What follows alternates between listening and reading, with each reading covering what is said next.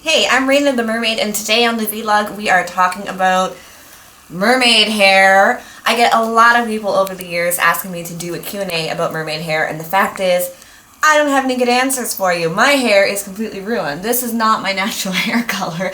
It's actually very dark. This is what chlorine does to it. And I've been having a really hard time with breakage and like hair melting and like trying to get a brush through it is not easy. And after every gig, it's just ruined. And I've learned a couple of really good habits, but I kind of learned them a little too late after I'd already damaged my hair. So instead of me telling you all about taking care of your hair, we're gonna go talk to an expert. At Lift Salon and Spa with Katie, our awesome hairstylist. She does my hair and she does Mermaid Mutiny's hair, and we're trying to rope the other girls in so she can do their hair. And so today she's going to assess my hair a little bit, and I think we're going to go for a cut and see what we can do so that I can learn how to better take care of it. So Katie, tell us a little bit about your experience doing hair. So I've been a hairstylist for 13 years. I've worked in the Halifax area in Nova Scotia. With various salons, with mermaids and many people, men and women. I do all sorts of hair. And I have a lot of fun doing my job. Yay! Meeting people every day.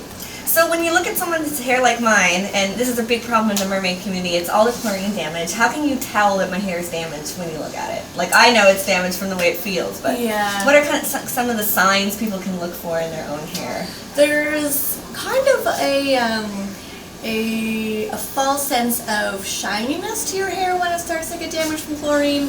I can see it from a mile away. I know it's not healthy shine. It's kind of your hair has lost what's on the inside, kind of a shine. So your hair will tangle really easily when it's wet. Yeah. Very matted. It will break itself off. Yeah, that's what mine is. Haircuts without haircuts. And yeah, just kind of turns into like limp noodly. And that's exactly, and I find that my hair feels really mushy when it gets wet. Yeah. And I think it's cool to point about the shine, because a lot of people have, it's like you said, a false sense. They think shine equals healthy, or they spray shine in it, so that means it's good. Yeah. But my hair gets so shiny it blinds in photos. So there's a lot of chlorine in it. And I was just saying to one of your coworkers that I've sort of caught myself in this cycle where I would finally get my hair the length I wanted, but because I didn't know how to take care of it, I'd end up having to keep cutting it all off. Yes. So I'm hoping this is the last time I'll have to cut it off for a while, and then we can learn so that I can get better at taking care of it, preventing chlorine damage, and getting the chlorine out. Yes, yeah, great. But it's not like it's not so that if I could just leave it naturally that it'll actually look good. Like I have to like straighten, maybe short, but long it's definitely kind of like weird. Now that we're cutting this stuff off, it might actually maintain some of its curl. Cool. As it dries, yeah, for sure. Because it's, I mean, we'll see what it's like in like the front and on the top too. Yeah. Usually that tends to be a bit straighter, but back here it's gorgeous, girls. So Katie gave my hair a cool treatment with some shampoo and conditioner that had keratin in it. I was just wondering if you could explain to my friends why keratin is a good idea. So keratin is the protein that occurs in your hair, and the protein is what gives your hair strength. So when your hair gets compromised from coloring, from going highlighting, going blonde, or from chlorine damage, then we really need to replenish the protein that's been lost and give it back its strength, because that's what makes it snap and break. And even heat styling can break down the protein and the bonds in our hair, and that can be something that also gives haircuts without getting haircuts. Oh, that's really interesting. And you mentioned something earlier too about hair looking darker when it's wet, and I think that's like an interesting science that most people don't understand. And my hair is super porous, so that's why it looks darker. And I find like my hair, you know, my mermaid pictures photograph, and my hair looks so much better than it does in real life, and I think that's because half the time it's wet, and so it looks much darker and longer than it actually is. Like darker and healthier. So the porosity of our hair is a big indication of how healthy it is. And really, when it gets kind of compromised in a situation like with chlorine damage, the porosity will soak up so much more water, and that's what makes it seem even darker than normally. I mean, everybody's hair is dark when it's wet, but the more porous and compromised it is, even darker that it is. Because mine looks like dark brown right now, and when it's dry, it is like bleached blonde. So it's quite the drastic difference, I find. It's really cool. So we're topping off quite a bit. But Katie's going to leave it layered a bit so that it'll blend really nicely with my hairpiece still, and she's actually giving my hairpiece a treatment right now. I got it a little roughed up in PEI for our photo shoot. But I'm very excited. I'm very excited to see the outcome. Yes. For putting styling products in your hair, I used the amazing Blow Dry Secret, which is a blow dry primer.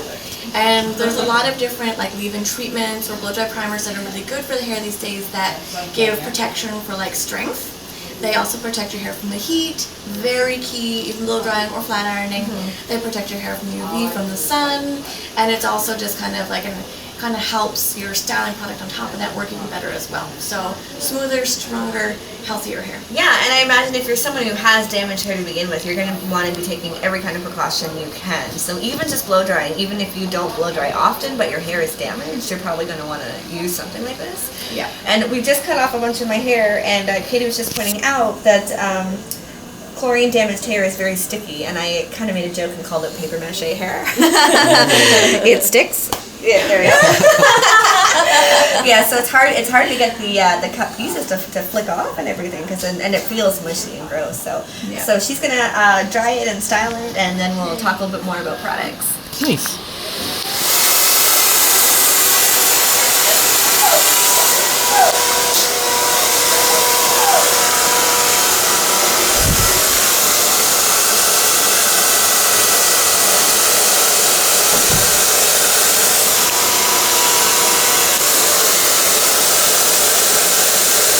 So I'm really happy with the length so far, but in reality I still have quite a bit of dead hair. We've just left it at this length so that we can blend it nicely with my my hair extensions, and also so it's not too traumatizing for me having to chop off everything. I've had to chop off my hair 3 times now because of mermaid swimming and go as short as a pixie cut. So the plan of attack is that I'm basically going to be coming in frequently for more trims so that we can keep getting rid of the dead stuff and make sure that it doesn't travel. And I'm excited. I'm excited. Me too. We're getting there. Yeah, but we're going to help you avoid having to do this. We're going to tell you later all about preventative care and how to get the chlorine out. Because I have to cut my hair, my amazing hairdresser made me this really cool hairpiece from real human hair. It's called a halo, and I think halos are a really awesome invention for people who are gonna like kind of in between hairstyles and trying to grow it out, or maybe you just really want to go for that mermaid look. So it's really simple. She took all these extensions and sewed them together, and she dyed it to match my natural hair color. And all I have to do is put it on like this. And then I would take a comb and pull my hair over the top of the halo. So right now it's on the back, but I would just pull it over. Nice. And then style my hair the way I want it.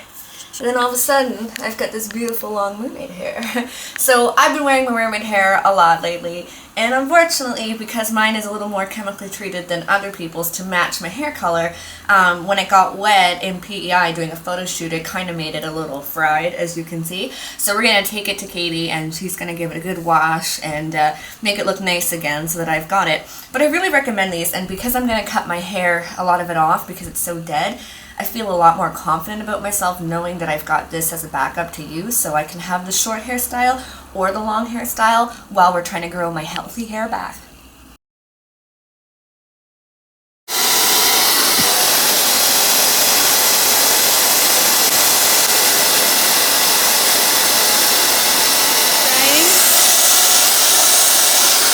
Important to maintain them. And if you don't know how to maintain your extensions, you should probably get your stylist to do it for you. Definitely. You don't want to ruin something you've invested good money in. Get someone who knows what they're doing. Now, It's making, so you see how short my hair is, but it's going to fit in with it. So I really recommend, that's so much better. oh yeah. Yeah. I really recommend halos and hair extensions from Mermaids because you're going to want to save your hair as much as you can. And I think it is probably a little bit easier to maintain the shorter hair with some of the stuff. Hannah Fraser, the most famous mermaid, uses hair extensions and wigs all the time. Like, Is her hair naturally short? she has a pixie cut. Yeah. When I met her at Merfest, pixie cut or wigs for I everything. did not know that. I actually legitimately thought she had But like. you know what? You don't often see her on land, not as a mermaid with long hair. Like if you look through all her stuff, a lot of it's underwater and it's like edited, or it's like a formal photo shoot where it's been edited. You don't really see any spontaneous photos of her as a person with the long hair. There we go. Awesome. So you want to talk about it?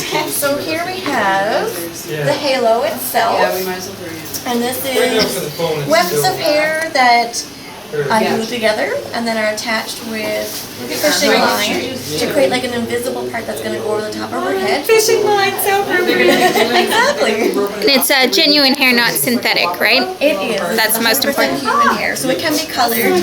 And I colored special pieces to kind of go in there and really accent, bring out her tail, and really look very mermaidy. So this is special custom-made halo piece. So even though I've got the short hair, I'm about to have long hair. Okay, you might have to scoot a little bit. You know what? She doesn't have a client. So we just slip it on over the crown like a halo.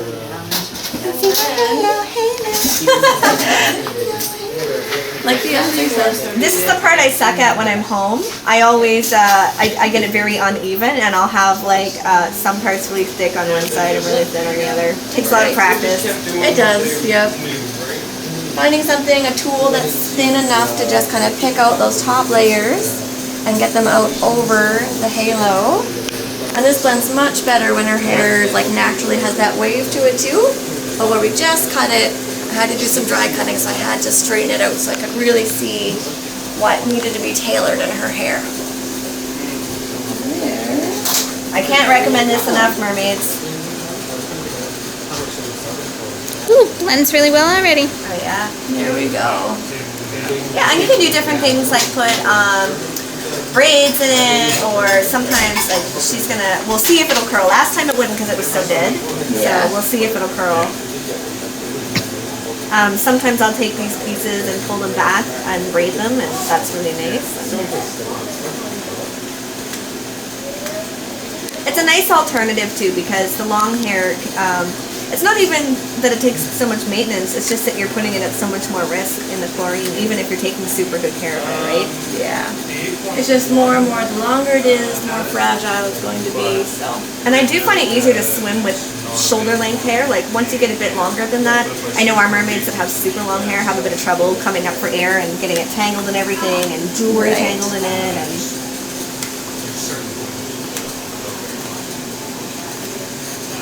I have trouble blending the back on my own too. Yeah. I'm always going to Sean and like, can you braid this part? Can you do that?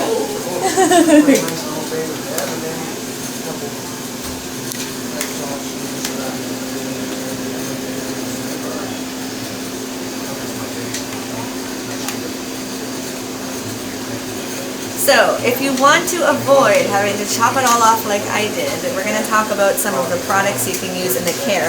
So, I'm kind of wondering, Katie, what kind of routine should people have before going into the pool and coming out of the pool?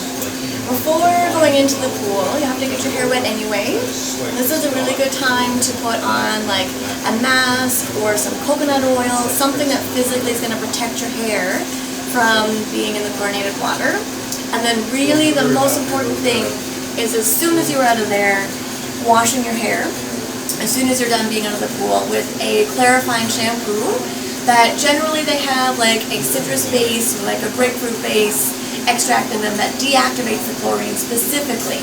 So just rinsing is not really going to get the chlorine out, and it's still going to, even though your hair might be dry later on, the chlorine is still going to be doing damage, melting your hair literally from the inside out.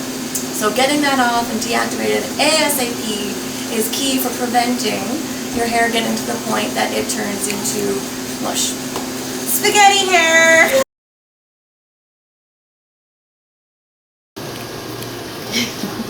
Alright, so this is the best arsenal of defense for prevention and for maintenance of hair if you're going to be in the pool very frequently. So to start with, this is the hair cleansing cream that is going to clarify and deactivate the chlorine after you're out of the pool. Very, very important for preventative care. And this is the Carasilk line. So this is an alternative if your hair to also maybe even kind of alternate, but this one is what's going to also keep protein in your hair for the strength. And it has the silk protein in it as well, which is going to give some more softness and shine. So help you to detangle your hair, make it feel much nicer. So this is a really good conditioner kind of mask to use as well. These are really good. So this one is like a leave-in treatment, and this one is a leave-in primer for before you blow dry your hair. So after you've shampooed and conditioned, and then before you start blow drying, both of these are going to help give extra shine and protection to your hair to keep it from breaking, plus heat protection and just kind of UV protection, really, and detangling of your hair as well. So really preventative measures, keeping your hairs healthy and as long as possible. Awesome. We'll get an up-close shot here. So these are the products that Katie has suggested. These are, she's the master hairstylist for the mermaids. And for Hellebat. And I'm going to give her a hug, Vanessa. Thank you. Thank you so much. You're welcome. And hey. Yes. Thank you. I want to remind mermaids too. I want to remind them of something. I want to remind you that you can actually claim this as a business expense. Your hair care, your makeup, anything that you are doing so that you can continue to do your mermaid job. And yes, hair care and makeup falls under that, skincare as well. When you're doing your taxes, you want to look under whatever clauses are performing. So then you're good. And don't forget to tip your master hairstylist. And this is what mer wranglers do when mermaids get their hair done. Thanks.